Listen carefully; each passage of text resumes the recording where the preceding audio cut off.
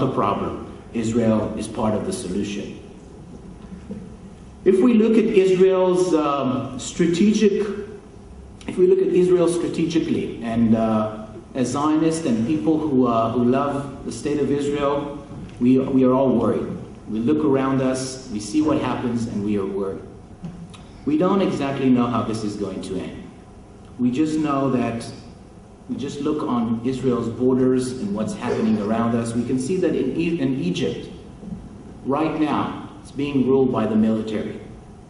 It's a very weak regime. As you know, we can see already that the Sinai Peninsula is not really, they don't really control it. We can see it's gradually becoming a nest, a hive for terrorism. We saw what happened in the Negev a few months ago when terrorists attacked people in the Negev. We're very worried about that. We also know that the pipe that transfers gas from Egypt to Israel has been sabotaged 5 times already, and it's very troubling. We also know that because the regime is very weak, they will need a lot of assistance from the West, and maybe something good will come out of it. We're not sure. Nobody can say now what's going to happen. It might go Islamic, it might go, nobody knows. Look at Syria. Syria has Assad. Assad is a dictator, is trying to oppress his people in a brutal way. We know what's happening there.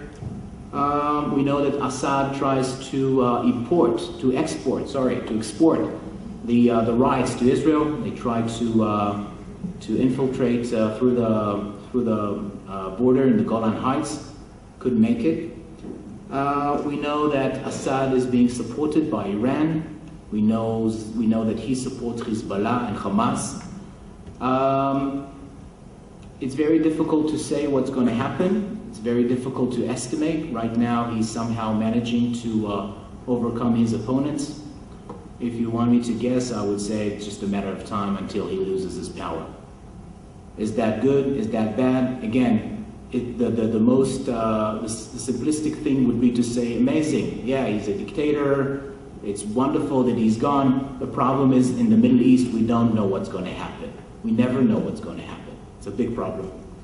Looking into Jordan, a country which has the longest border with Israel, we know that it might happen there too. They had a few riots. The funny thing is that if tomorrow there will be democratic elections in Jordan, it's going to be a Palestinian state because the majority of Jordan is Palestinian. So if they have to vote, the majority is Palestinian, it's going to be a Palestinian state. Is that good? Is that bad? How is this going to influence Israel? Very difficult to say. Again, more questions than answers.